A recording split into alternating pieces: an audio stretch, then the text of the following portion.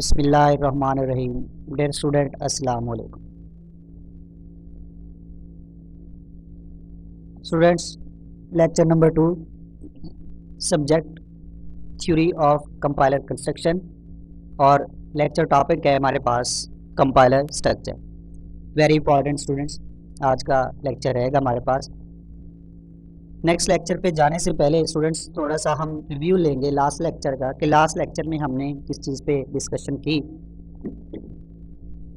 Last lecture में students हमारे पास topic था लैंग्वेज ट्रांसलेटर, और उसमें हमने डिफरेंट लैंग्वेज ट्रांसलेटर्स पे बात की। जैसे हमारे पास कंपाइलर है, इंटरप्रेटर है और असेंबलर है।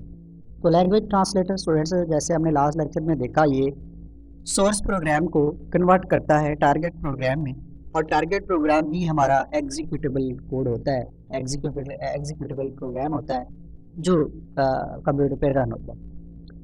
तो चूँकि कंप्यूटर बराह रास्त किसी सोर्स प्रोग्राम को नहीं समझता, जो हाई लेवल लैंग्वेज में लिखे होते प्रोग्राम होते हैं, उनको ये बराह रास्त कंप्यूटर नहीं समझता, नहीं जानता, तो इसलिए उनको कन्वर्ट होना पड़ता है मशीन कोड में 01 की फॉर्म में, देन ये प्रोग्राम हमारे एग्जीक्यूटेबल होते हैं। तो इस मकसद के लिए कुछ ट्रांसलेटर्स इस्तेमाल होते हैं, जिनमें कंपाइलर भी है, इंटरप्रेटर भी है और असेंबलर भी। ये डिफरेंट ट्रांसलेटर्स हैं और डिफरेंट लैंग्वेजेस के लिए इस्तेमाल किए जाते हैं। तो ये था स्टूडेंट्स लास्ट लेक्चर का रिव्यू। आइए नेक्स्ट लेक्चर की तरफ चलते हैं। नेक्स्ट लेक्चर पे हम आज जिस टॉपिक पे बात कर रहे हैं वो हमारा वेरी इंपॉर्टेंट टॉपिक है, स्ट्रक्चर ऑफ कंपाइलर। स्टूडेंट्स, हम देखेंगे कि कंपाइलर का स्ट्रक्चर क्या है, कंपाइलर के क्या कंपोनेंट्स हैं, कौन से उसके पार्ट्स हैं और उनके क्या डिफरेंट फंक्शनैलिटीज़ हैं। ये आज के इस लेक्चर में हमारे साथ हम इस पर बात करते रहें। स्टूडेंट्स, अगर हम इस कंपाइलर के बॉक्स को ओपन करें तो हमारे सामने इसके दो मेन पार्ट्स हमें नज़र आते हैं, जिसमें सबसे पहले एनालिसिस है और उसके बाद सिंथेसिस है। स्टूडेंट्स, एनालिसिस अपनी फंक्शनैलिटीज़ परफॉर्म कर रहा है, सिंथेसिस पार्ट अपनी फंक्शनैलिटीज़ परफॉर्म कर रहा है। यहाँ हम इनको डिटेल से देखते रहें। यहाँ अगर हम इस के हिसाब से देखें तो the analysis part break up the source program into constituent pieces and impose a grammatical structure on them. Students, very important line है, इसको देखें। यहाँ पे वो कहता है कि जो एनालिसिस पार्ट है ये सोर्स प्रोग्राम को पार्ट्स में डिवाइड कर देता है और उन पे एक ग्रामेटिकल स्ट्रक्चर अप्लाई कर देता है। अगेन स्टूडेंट, वेरी इंपॉर्टेंट कि एनालिसिस पार्ट जो है ये प्रोग्राम को पार्ट्स में डिवाइड कर रहा है और उन पे ग्रामेटिकल स्ट्रक्चर अप्लाई कर रहा है। स्टूडेंट्स, ग्रामेटिकल स्ट्रक्चर की अगर हम बात करें तो ये जो पार्ट्स बन रहे हैं इन पे कॉन्स्टेंट्स अप्लाई हो रहे हैं, इन पे रूल्स अप्लाई हो रहे हैं, इन पे बाकायदा कुछ प्रिंसिपल्स हैं जो अप्लाई होते हैं, और उन प्रिंसिपल्स के हिसाब से ये आगे स्ट्रक्चर बनता है। स्टूडेंट, ये आगे चल के हमारे सामने आ जाएंगे ये कैसे स्ट्रक्चर बन रहे हैं, किस तरीके से बन रहे हैं। तो जो भी स्ट्रक्चर बनेगा, जो भी एक लेआउट बनेगा, जो भी ढांचा बनेगा, उस प्रोग्राम को जब उसको पार्ट्स में डिवाइड किया गया है तो उस पर कुछ रूल्स अप्लाई हो जाएंगे, कुछ कॉन्स्टेंट्स अप्लाई हो जाएंगे, वो उनके हिसाब से आगे वो स्ट्रक्चर डेवलप होगा। तो ये एनालिसिस पार्ट का हिस्सा है। It then uses this structure to create a intermediate representation of the source program. Students, very important कि जब हमारे पास सोर्स प्रोग्राम है उसको हम टारगेट प्रोग्राम की तरफ लेके जा रहे हैं तो ये डायरेक्टली टारगेट प्रोग्राम में कन्वर्ट नहीं होगा। ये दरमियान में कुछ इंटरमीडिएट रिप्रेजेंटेशंस हैं जिसकी शक्ल में ये प्रोग्राम हमारा कन्वर्ट होगा। तो ये जो दरमियान में कुछ इसकी रिप्रेजेंटेशन आ रही हैं, इनको हम इंटरमीडिएट रिप्रेजेंटेशन का नाम देंगे। ये बहुत सारी फॉर्म्स हमारे सामने आएंगी, आगे आने वाली स्लाइड्स पे हम स्टूडेंट्स इसको डिटेल से देखेंगे। तो बहरहाल, जब ये एनालिसिस पार्ट सोर्स प्रोग्राम को टारगेट प्रोग्राम की तरफ लेके चलता है तो दरमियान में कुछ इंटरमीडिएट रिप्रेजेंटेशन भी आती हैं इस सोर्स प्रोग्राम, और यानी ये सोर्स प्रोग्राम से देन आगे फर्दर किसी और रिप्रेजेंटेशन में ये सोर्स प्रोग्राम कन्वर्ट हो जाता है। If the analysis part detect that the source programme is either syntactically ill formed are semantically unsound, then it must provide informative message.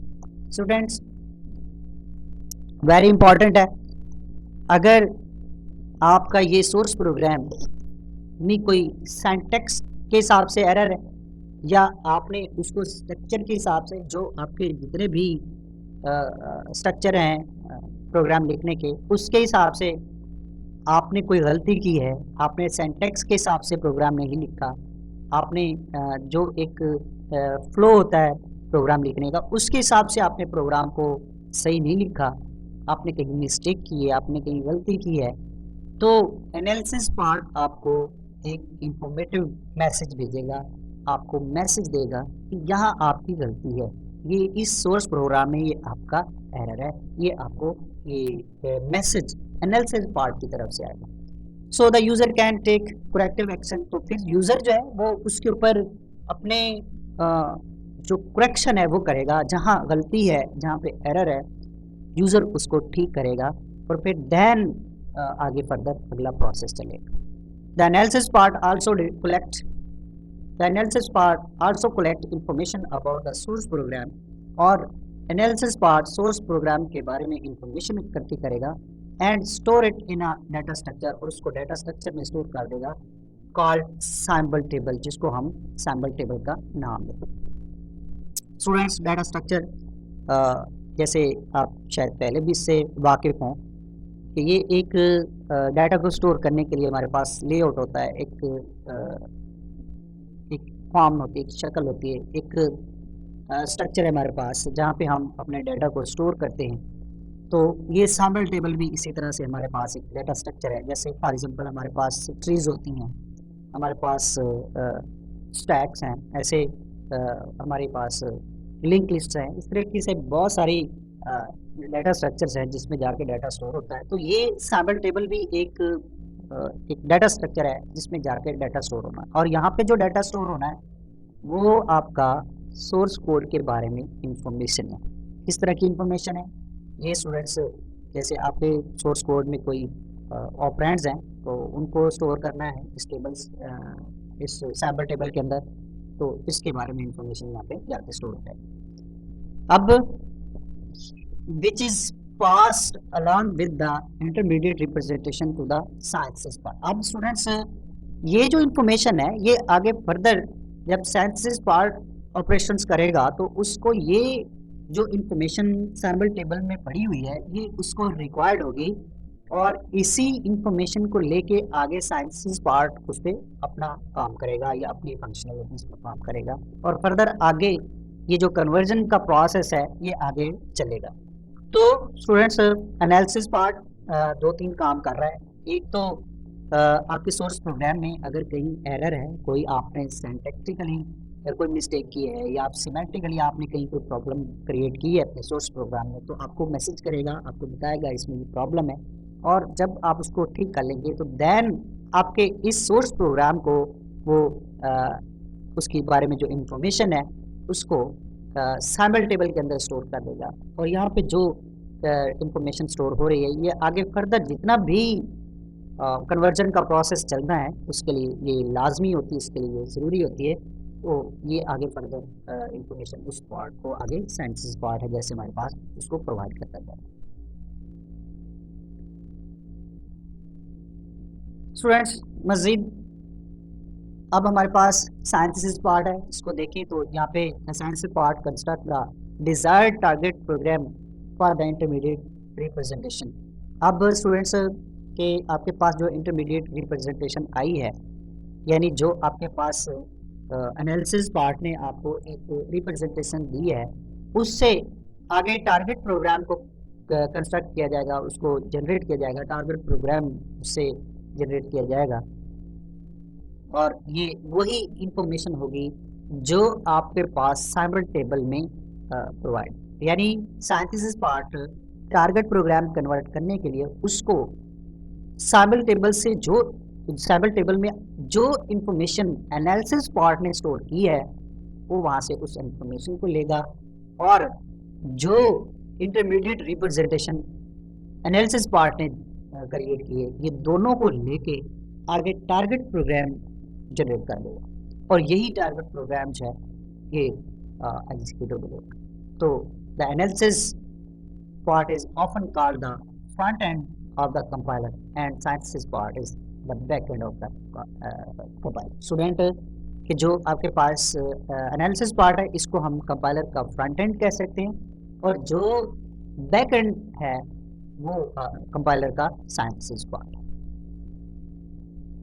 तो इस तरीके से ये दो मेन पार्ट्स हैं कंपाइलर के जो इस कन्वर्जन का काम कर रहे हैं। स्टूडेंट्स अगर इसको मजीद देखें, जैसे यहाँ पे वो कहता है कि if we examine the compilation process in more detail, अगर हम इसको मजीद डिटेल से देखें तो सिर्फ ये दो पार्ट ही नहीं है, आगे फर्दर इसके बहुत सारे पार्ट्स हैं और बहुत सारे फेसेस हैं जो एक सीक्वेंस में काम करते हैं। We see that it operate as a sequence of phases, कि ये सीक्वेंस ऑफ फेसेस की शक्ल में काम कर रहा है, each of which transfer one presentation of the source program to another, और हर फेज जो है एक रिप्रेजेंटेशन एक फॉर्म से दूसरी फॉर्म में सोर्स प्रोग्राम को कन्वर्ट कर रहा है। स्टूडेंट्स यानी हर फेज को एक सोर्स प्रोग्राम की एक फॉर्म मिलनी है और उसको उसने चेंज कर देना है, उस फॉर्म से किसी और फॉर्म में उसमें उसको चेंज कर देना और किसी रिप्रेजेंटेशन में उसको उसने चेंज कर देना है।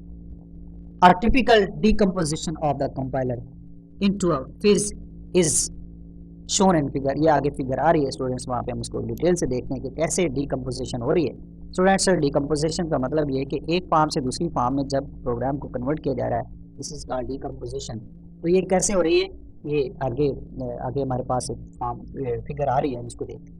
इन प्रैक्टिस सेवरल फेजेस में बी ग्रुप टुगेदर, तो बहुत सारे फेज जो है उनको ग्रुप में रखा जा सकता है।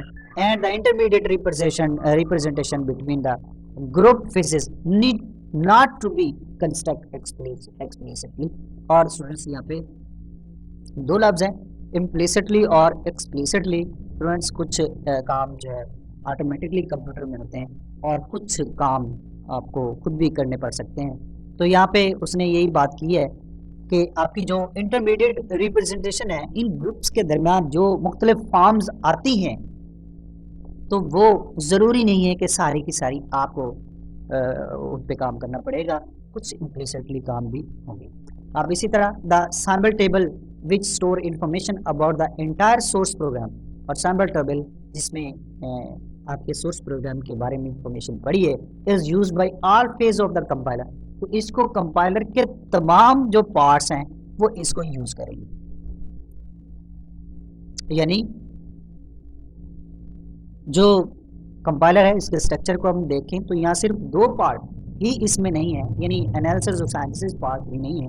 आगे हम इसको पूरी डिटेल के साथ इस कंपाइलेशन प्रोसेस को देखें तो हमें और भी इसके फेसेस नज़र आते हैं और वो एक सीक्वेंस में काम का, और हर फेज जो है एक अलहदा से सोर्स प्रोग्राम की रिप्रेजेंटेशन पेश कर रहे हैं। और ये जो काम कर रहे हैं, ये जितने भी फेसेस काम कर रहे हैं, इसमें जो आपके पास इंटरमीडिएट रिप्रेजेंटेशन आ रही है सोर्स प्रोग्राम की, सारी एक्सप्लिसिट नहीं है, इम्प्लिसिटली भी वर्क हो रहा है, कुछ काम ऑटोमेटिकली भी काम किया। तो स्टूडेंट्स ये हमारे पास और जितने भी फेसेस इस सोर्स प्रोग्राम को यूज़ कर रहे हैं वो सारे के सारे आपकी इंफॉर्मेशन ले रहे हैं कहाँ से, सैम्पल टेबल। जो एनालिसिस पार्ट है जहाँ पे आपके सोर्स प्रोग्राम के बारे में इंफॉर्मेशन स्टोर की है, उस इंफॉर्मेशन को ये बाकी फेसेस भी यूज कर। स्टूडेंट्स यहाँ पे हमारे पास इसका बाकायदा पूरा स्ट्रक्चर है, फेसेस है कंपाइलर के। इसको अगर हम देखें तो यहाँ में इस बात की समझ आ जाएगी कि हमारा सोर्स प्रोग्राम जो है किन किन फेसेस से होकर गुजर रहा है और किन किन इंटरमीडिएट रिप्रेजेंटेशन में वो आ रहा है। तो स्टूडेंट्स यहाँ पे हमारे पास ये सारी चीज़ें हैं। यहाँ पे आप देखें सबसे पहले आपके पास करैक्टर स्ट्रीम है। स्टूडेंट्स ये करैक्टर स्ट्रीम जो है एक्चुअली आपका सोर्स प्रोग्राम है जो कन्वर्जन के लिए आ रहा है। तो सबसे पहले जो फेज आ रहा है स्टूडेंट्स, इसमें हमारे पास लेक्सिकल एनालाइजर है। स्टूडेंट्स ये जब source program stream character stream की शक्ल में आता है तो इसमें लेक्सिम्स होते हैं। स्टूडेंट्स ये आगे अगली स्लाइड पे हम इसके बात डिटेल से करने वाले हैं। बहरहाल यहाँ पे एक छोटा सा यूनिट होता है जिसमें यह एक वर्ड है जो इंडिपेंडेंटली कहीं स्टोर पड़ा हुआ है उसको हम लेक्सिम का नाम देते हैं। और इस लेक्सिकल एनालाइजर ने ये करना होता है कि इन लेक्सिम्स को टोकन की शक्ल में कन्वर्ट कर देना है।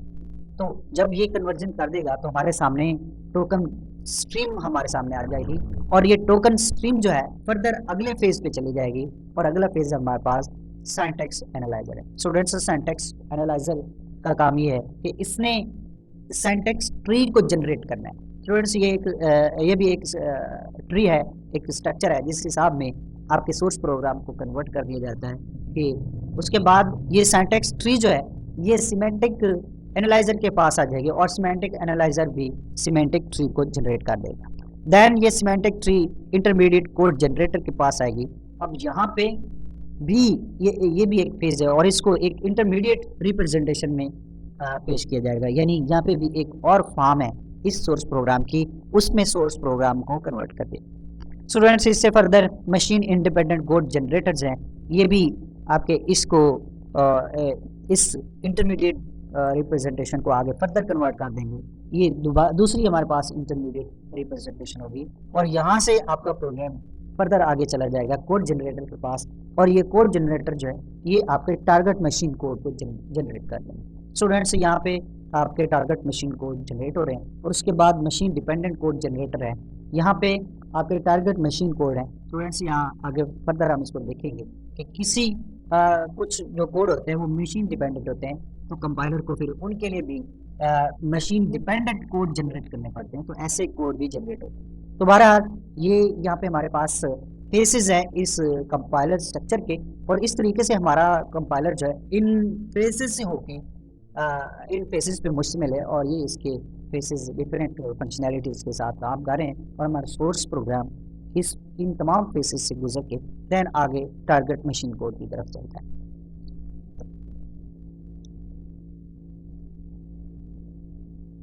स्टूडेंट्स, अभी हम बात कर रहे थे, हमने देखा इस कंपाइलेशन प्रोसेस में, तो सबसे पहले हमारे पास लेक्सिकल एनालाइजर था।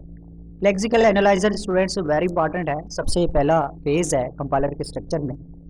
तो इसकी क्या फंक्शनैलिटीज़ हैं, किस तरीके से ये टोकन्स को जनरेट करता है, और किस तरीके से ये सैम्पल टेबल में इंफॉर्मेशन को स्टोर करता है, आइए स्टूडेंट्स पे बात करें। स्टूडेंट्स, यहाँ पे एक हमारे पास एक स्टेटमेंट है, आप देखते होंगे कि position is equal to initial plus read into multiply by 60।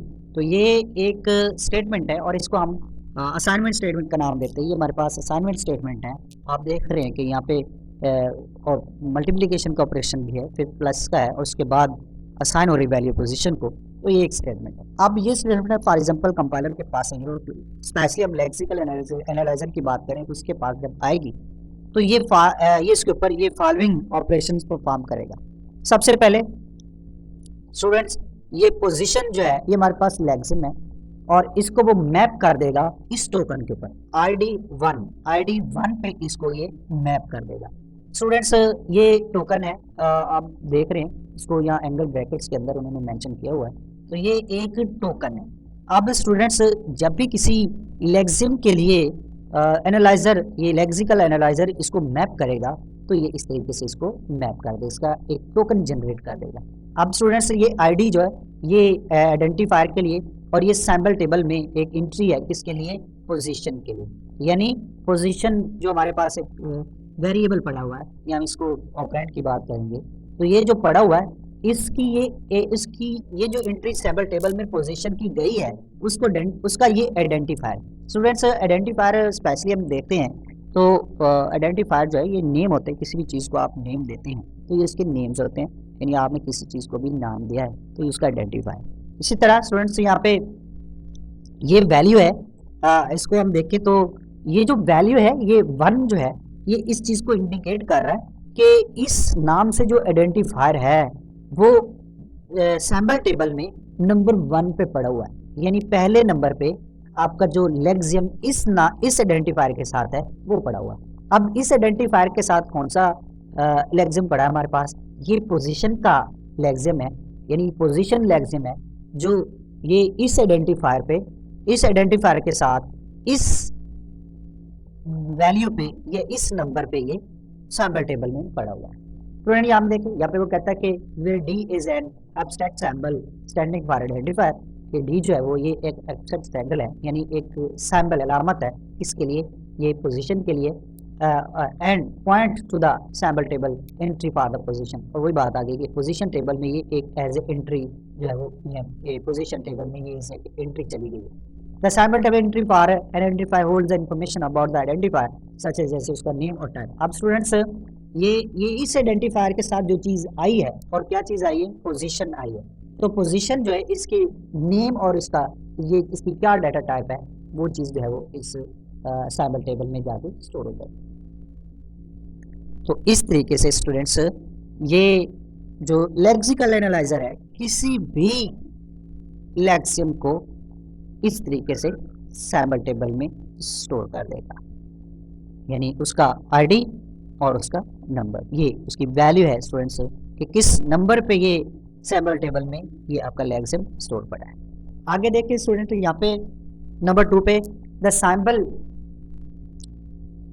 Equal is the lexeme, ये भी आपका lexeme that is map into the token. अब ये इस टोकन के साथ मैप हो, यानी इसका जो लेक्सिकल एनालाइजर ने इस असाइनमेंट के ऑपरेटर का टोकन जनरेट किया है, वो ये टोकन है, इस टोकन के साथ उसने इसको जनरेट कर दिया है। अब यहाँ स्टूडेंट्स यहाँ पे वो कहता है कि इसके लिए एट्रीब्यूट वैल्यू की जरूरत नहीं है। वो कहता है since this token need no attribute values, students attribute values क्या है, ये देखिए यहाँ पे जैसे इस आइडेंटिफायर के लिए उसने वैल्यूज को मेंशन किया है, तो ये आपकी एट्रीब्यूट वैल्यूज हैं। अब वो कहता है कि इसके लिए जो है एट्रीब्यूट वैल्यूज की ज़रूरत नहीं है। क्यों नहीं है स्टूडेंट्स? इसलिए नहीं है कि अगर इसी टोकन के साथ इसको सैम्पल टेबल में स्टोर कर दिया जाए तो फिर इसको आगे फर्दर इसकी जो आइडेंटिफिकेशन है या आगे फर्दर जितनी भी इंटरमीडिएट रिप्रेजेंटेशन आनी है वहाँ इसको समझने में आसानी आ जाए, यानी आपको पता चल जाएगा कि ये आपका इक्वल का सैम्पल है या इक्वल का आपका असाइनमेंट ऑपरेटर है जो आपने यूज करना है। ये आपको समझने में आसानी रहेगी या आपके कंपाइलर को समझने में आसानी रहेगी, या जितनी भी आगे फर्दर प्रोसीडिंग होनी है, जितने भी आगे प्रोसेस होना है इस कन्वर्जन का, वहाँ जिस फॉर्म में या जिस फॉर्मेट में भी आपका सोर्स प्रोग्राम आएगा वहाँ इसको समझने में आसानी रहेगी कि ये आपका एक असाइनमेंट ऑपरेटर है। इसलिए इसको यहाँ इस फॉर्म में जैसे ये ID और 1 लिखा हुआ है इस फॉर्म में कन्वर्ट नहीं किया गया ताकि आप इसको आसानी से समझ। यही बात we have omitted the second component कि हमने इसको उस तरीके से नहीं लिखा। We could have use any abstract sample such as assign, हम इसको असाइन का भी नाम दे सकते हैं इस टोकन के नाम के साथ, but for notational convenience we have chosen to use the lexeme itself as the name of the abstract symbol. तो यहाँ पे उसने कहा कि अगर हम इसके नोटेशन को देखें, यानी इसको लिखने के स्टाइल को देखें, तो हमने क्या किया है कि हमने इसको सेम वैसे लिख लिया है ताकि हम इसको आसानी से समझ सकें। ये भी हो सकता था कि आप इसको एज ए असाइन इसको नाम दे देते तो फिर इसको समझना थोड़ा मुश्किल हो जाता, लेकिन जब आप इसको इस तरीके से देखेंगे तो आप इसको आसानी से समझ लेंगे। ये इसलिए यहाँ पे इसको मेंशन किया। इस तरह स्टूडेंट्स यहाँ पे आप देखेंगे तो अगला हमारे पास जो लेक्सिम है वो है इनिशियल का है, और इसको भी यहाँ पे मैप किया गया है। अब यहाँ पे इसको इस तरीके से मैप किया गया। अब इसके लिए भी ID और इसको वैल्यू जो दी गई है 2 है, तो स्टूडेंट ये इस तरीके से इसको मैप किया गया। अब यहाँ पे अगर हम इस चीज़ को गौर से देखें तो एक चीज़ हमारे सामने आती है कि जितने भी आपके वेरिएबल्स हैं उनको इस ID और उसके बाद वैल्यूज़ के साथ, इन एट्रीब्यूट वैल्यूज़ के साथ इनको मैप किया गया, इनके टोकन जनरेट किए गए।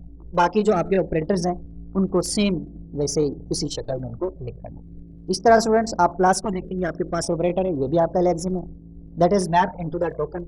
अब इसके लिए ये टोकन जनरेट किया गया, इसके लिए इस तरीके से को टोकन पे मैप कर दिया गया। अब अगेन स्टूडेंट इसको सेम उसी ऑपरेटर जैसा ये ऑपरेटर है वैसे ही इसको यहाँ पे उसको जनरेट कर दिया गया। अब इस तरह स्टूडेंट्स यहाँ पे रेट को देखें, ये हमारे पास यकीनी तौर पे जो है वो हमारे पास वेरिएबल है, तो यहाँ इसको भी जो है उसी पिछली नोटेशंस के साथ ही इसको भी वैसे ही कन्वर्ट कर दिया। और यहाँ स्टेरिक हमारे पास ये मल्टीप्लिकेशन है, तो इसको भी यहाँ ऐसे ही उसी ऑपरेटर की शक्ल में यहाँ पे। और स्टूडेंट यहाँ 60 हमारे पास ये चूँकि एक कांस्टेंट वैल्यू है, तो इसको भी किसी और नाम के साथ में इसको भी सेम उसी टोकन के साथ यहाँ इसको रिप्रेजेंट किया गया। तो स्टूडेंट्स ये काम इसका है, लेक्सिकल एनालाइजर का काम है। इसने किसी भी सोर्स प्रोग्राम को जब कन्वर्ट करेगा तो इसके टोकन्स जनरेट करेगा, तो वो इस तरीके से टोकन्स को जनरेट करेगा और फिर सैम्पल टेबल में इसकी जाके इंफॉर्मेशन स्टोर करेगा। आइए स्टूडेंट देखते हैं कि सैम्पल टेबल में इंफॉर्मेशन किस तरीके से स्टोर होती है। यहाँ हमारे पास इसकी कुछ रिप्रेजेंटेशन है जिससे हमें बेहतर तरीके से समझ आ जाएगी कि इसकी जो टोकन्स हैं वो कैसे जनरेट हो रहे हैं और सैम्पल टेबल में जो हमारे पास डाटा स्ट्रक्चर है उसमें किस तरह की इंफॉर्मेशन स्टोर हो रही है। स्टूडेंट यहाँ आप देख रहे होंगे कि आपके पास वही स्टेटमेंट, उसके यहाँ टोकन जनरेट है। जैसे आप देख रहे हैं ये फर्स्ट टोकन है हमारे पास ID1, उसके बाद इक्वल का है, उसके बाद ID2, फिर हमारे पास प्लस है, उसके बाद ID3 है, फिर मल्टीप्लिकेशन है और उसके बाद 60 है। तो स्टूडेंट ये सारे टोकन है, इन टोकन्स को जनरेट कर दिया गया है, इन टोकन को मैप कर दिया गया है और ये आपके टोकन है और ये काम लेक्सिकल एनालाइजर ने किया। जब आपके ये टोकन जनरेट हो जाएंगे या टोकन मैप हो जाएंगे तो फिर देन उसके बाद इसको सैम्पल टेबल के ऊपर इसके बारे में इंफॉर्मेशन को स्टोर किया जाएगा, सैम्पल टेबल के बारे में इंफॉर्मेशन को स्टोर कर दिया जाएगा। स्टूडेंट जैसे हमारे पास ID1 है, ID1 यहाँ पे आप देख रहे होंगे कि ये वो की वैल्यू है, एट्रीब्यूट वैल्यू है जो यहाँ पे आपके पास 1 है और यहाँ पे इसको 1 स्टोर किया गया। स्टूडेंट अब इस 1 से पता चलता है, इस 1 पे से पता चलेगा कि जो आपके पास सैम्पल टेबल है उसके अंदर 1 की लोकेशन पे क्या चीज स्टोर पड़ी है। तो 1 पे जाके देखें तो यहाँ हमारे पास पोजीशन है, यहाँ पर हमारे पास पोजीशन। अब जितने भी कंपाइलर के आगे फर्दर फेसेस कन्वर्जन का काम करेंगे या इंटरमीडिएट रिप्रेजेंटेशन जनरेट की जाएंगी, क्रिएट की जाएंगी, तो जब ये यहाँ से ID1 को देखेंगे तो 1 पे जाके उनको क्या चीज़ मिलेगी, यहाँ पे हमारे पास पोजीशन जो हमारा ऑपरेंड है वो यहाँ पे स्टोर पड़ा हुआ है और उसको यहाँ से उसको उठाया जाएगा और उसको यहाँ से लिया जाएगा या उसमें कोई वैल्यू स्टोर करनी है, जो भी करना है वो यहाँ पे इसमें फिर इस पोजीशन पे आके उसको देखा जाए। इसी तरह स्टूडेंट्स ID2 है। अब ID2 पे 2 को अगर आप देखें तो वहाँ पे इनिशियल के नाम से जो हमारा ऑपरेंड है वो पड़ा हुआ है और ID3 को आप देखें तो हमारे पास रेट के नाम से जो ऑपरेंड है वो पड़ा हुआ है। स्टूडेंट्स आप यहाँ पे देख रहे होंगे कि जो हमारे ऑपरेंड्स हैं जिनको एट्रीब्यूट वैल्यूज मिली हुई थी वो तो यहाँ आपके इस सैम्पल टेबल में आपको नज़र आ रहे हैं, लेकिन जबकि जो हमारे दूसरे टोकन्स हैं उनको यहाँ पे जगह नहीं मिली। इसीलिए नहीं मिली कि ये डायरेक्ट आपके आगे फर्दर कन्वर्जन में आते जाएंगे, लेकिन सैम्पल टेबल में आपके ये ऑपरेंड्स हैं ये आपके यहाँ पे स्टोर हैं। तो इस तरीके से स्टूडेंट्स ये लेक्सिकल एनालाइजर जो है ये आपका टोकन्स को जनरेट करेगा और उसके बाद यहाँ इसी सोर्स प्रोग्राम में से जो इंफॉर्मेशन होगी उसको सैम्पल टेबल में जाके स्टोर कर देगा। तो this is the lexical analyzer. Students again हमारे पास very important syntax analyzer. Students ये सेकंड फेज है कंपाइलर का और जिसको हम सिंटैक्स एनालाइजर या इसको पार्सिंग का नाम भी, ये सिंटैक्स एनालिसिस का काम करता है और पार्सिंग का काम करता है। इसको सॉरी पार्सर का नाम देते हैं और ये पार्सिंग का काम करता है। और ये फर्स्ट कंपोनेंट है जो टोकन प्रोड्यूस किए हैं लेक्सिकल एनालाइजर ने, उनको लेके ये tree like intermediate representation generate कर देगा। अगेन स्टूडेंट ये दूसरा कंपोनेंट है, इसको हम सिंटैक्स एनालाइजर का नाम भी देते हैं और ये एनालिसिस का काम करता है या पार्सिंग का काम करता है। स्टूडेंट्स जो टोकन लेक्सिकल एनालाइजर ने जनरेट किए हैं उनको लेगा और ट्री लाइक एक इंटरमीडिएट रिप्रेजेंटेशन है सोर्स कोड की, उसमें सोर्स कोड को कन्वर्ट कर देगा, या उस सोर्स कोड की एक ट्री लाइक रिप्रेजेंटेशन क्रिएट कर देगा और उस पे ग्रामेटिकल स्ट्रक्चर अप्लाई कर देगा, ग्रामेटिकल स्ट्रक्चर अप्लाई कर देगा। अगेन स्टूडेंट्स, मतलब आप जैसे मैथमेटिकल ऑपरेशन देखें, आपकी कोई इक्वेशन है, उसमें मैथमेटिकल ऑपरेशंस आ गए आपके, तो मैथमेटिकल ऑपरेशन जो परफॉर्म होते हैं वो आपके उसके बकायदा रूल्स हैं, उसकी बकायदा प्रेसिडेंसी है, उसी के हिसाब से उन पे ऑपरेशन होता है। तो this is the grammatical rules for the operation. तो आपके इसी तरह ये जो यहाँ पे ट्री क्रिएट की जाएगी, उस पर भी उनके ग्रामेटिकल स्ट्रक्चर अप्लाई कर दी जाएगी, यानी उनकी जो ये ट्री बन रही है वो किसी रूल्स के हिसाब से बन रही है। तो अभी हम इस पे बात करते हैं ये क्या ग्रामेटिकल स्ट्रक्चर क्या है। तो स्टूडेंट्स, इसी तरह कि आपका जो ये सिंटैक्स एनालाइजर ट्री क्रिएट कर रहा है, उसमें जो ऑपरेशंस होंगे, जैसे मल्टीप्लिकेशन है, इस स्टेटमेंट में हम देखें तो हमारे पास ये मल्टीप्लिकेशन आ रही है, एडिशन आ रही है, उसके बाद असाइनमेंट का ऑपरेशन है। तो ये जो ऑपरेशंस होंगे इनको एज इंटीरियर नोड के तौर पे रिप्रेजेंट किया जाएगा, बेसिक नोड के तौर पे, या अंदरूनी नोड के तौर पे उसको पेश किया जाएगा, या बेसिक नोड के तौर पे उनको पेश किया जाएगा। और ये आपके ऑपरेशंस होंगे, और जो आर्गुमेंट्स होंगे, या दूसरे लफ्जों में आपके पास जो ऑपरेंड्स हैं, उनको चाइल्ड नोड के तौर पे रिप्रेजेंट किया जाएगा। अगेन आपके जो ऑपरेशंस हैं उनको बेसिक नोड के तौर पे पेश किया जाएगा, और जो आपके आर्गुमेंट्स होंगे, जैसे आपके ऑपरेंड्स हैं, वैल्यूज हैं, वेरिएबल्स हैं, उनको चाइल्ड नोड के तौर पे पेश किया जाए, रिप्रेजेंट किया जाए।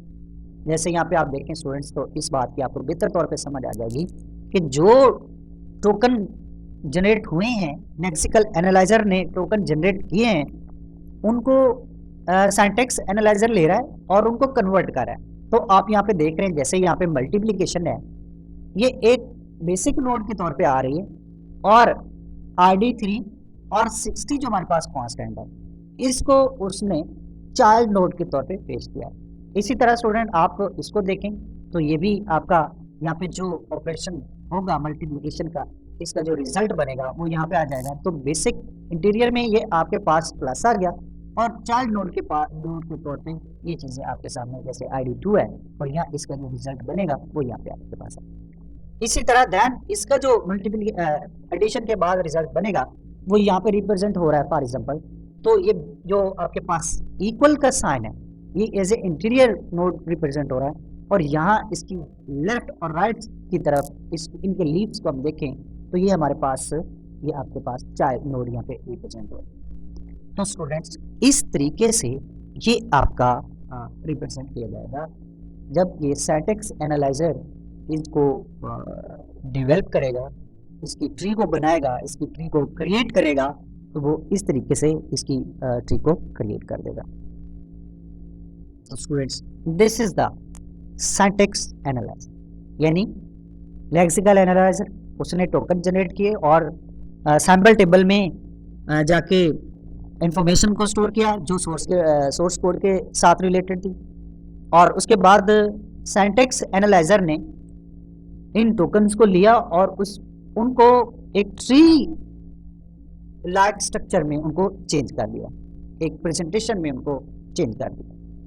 और ये आपके सामने है कि सबसे पहले लेक्सिकल एनालाइजर, उसके बाद सिंटैक्स एनालाइजर, ये अपना अपना ऑपरेशन परफॉर्म करता है।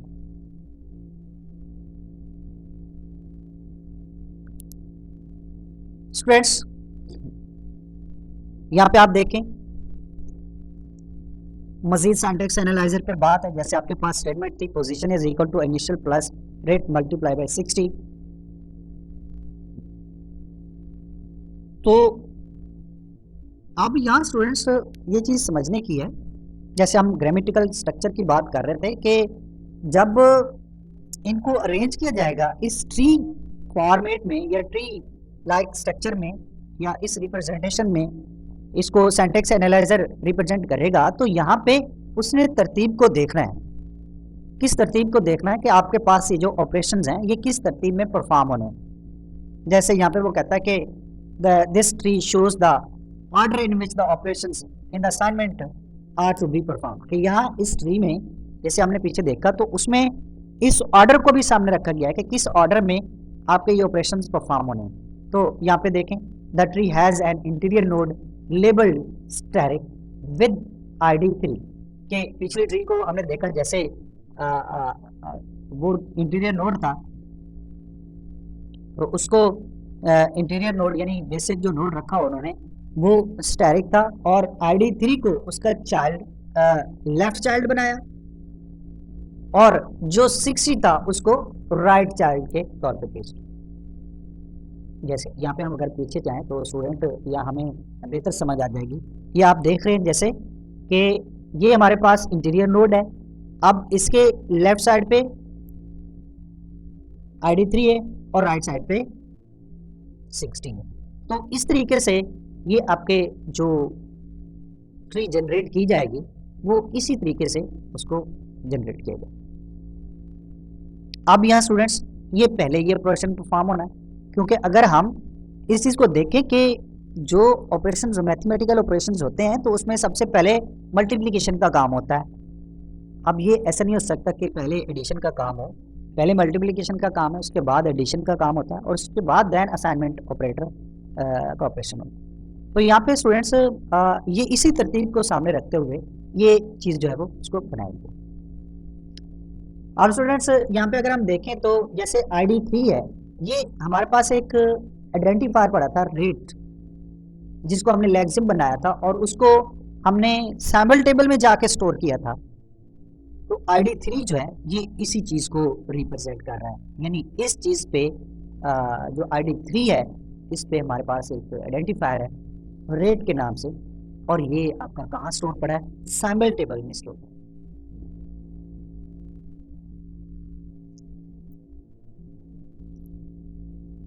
The node label multiplication means it explicit that we must first multiply the value of weight by 60। तो यहाँ पे यानी स्टैटिक का जो काम है, ये स्टैटिक यहाँ पे जो लेबल लगा हुआ है इसका मतलब ये है कि आपका जो पहले काम होना है वो आपका रेट और 60 को मल्टीप्लाई करना, ये पहले आपका फर्स्ट ऑपरेशन। जैसे अभी हम बात कर रहे थे कि ऑपरेटर प्रेसिडेंसी को देखें तो सबसे पहले मल्टीप्लिकेशन का काम होता है। और देन स्टूडेंट्स जो हमारे पास नोड है जिसको हमने लेबल किया हुआ है प्लस के साथ, indicate that we must add the result of the multiplication of the value of initial. अब जो पीछे हमने जो रिजल्ट बना है हमारा या रेट और 60 को जो मल्टीप्लाई करेंगे इसका जो रिजल्ट बनेगा देन इनिशियल, और वो रिजल्ट आपस में जमा होता है, आपस में प्लस हो गया। अब हमारे पास इस ट्री का रूट पड़ा हुआ है और इसमें यहाँ पे जो रिजल्ट बनेगा इस एडिशन से वो इस पोजीशन में आके स्टोर हो जाए। जैसे the root of the tree labelled equal indicates that we must store the result of this addition into the location for the identifier position। अब यहाँ स्टूडेंट्स देखें कि यहाँ पे जो रिजल्ट बनना है इसको कहाँ जाके स्टोर करना है, पोजीशन के आइडेंटिफायर में स्टोर, पोजीशन के आइडेंटिफायर में स्टोर। और यही ये पोजीशन हमारा कहाँ पड़ा है, सैम्पल टेबल में ID 1 के ऊपर पड़ा हुआ। और अगर आप गौर करें तो पीछे जो ट्री थी उसमें भी ये ID 1 लिखा हुआ था। इसका मतलब ये था कि आपका जो इनिशियल और रेट का रिजल्ट जो बन रहा है रेट और 60 को मल्टीप्लाई करने से इन दोनों को जमा करें तो जो रिजल्ट बन रहा है ये आपका ID 1 पे जाके स्टोर होना है। और ID 1 पे हमारे पास एक आइडेंटिफायर पड़ा हुआ है पोजीशन, वहाँ उसको जाके स्टोर।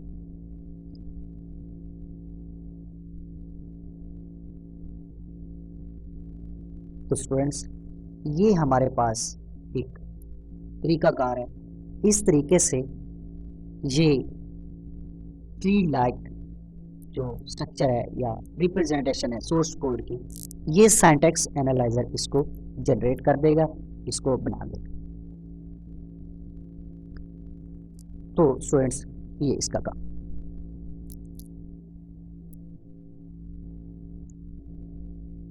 यहाँ स्टूडेंट्स देखें तो ये सारी जो पिक्चर है ये हमारे सामने क्लियर हो जाती है कि ये सिंटैक्स एनालाइजर जो है ये कैसे काम कर रहा है, किस तरीके से ये काम कर रहा है। आगे फर्दर हमारे पास चैप्टर नंबर 4 है, उसमें हम जाके देखेंगे कि कंटेक्स्ट फ्री ग्रामर्स कैसे ग्रामेटिकल स्ट्रक्चर को इम्पोज करते हैं, इसके ऊपर अप्लाई करते हैं।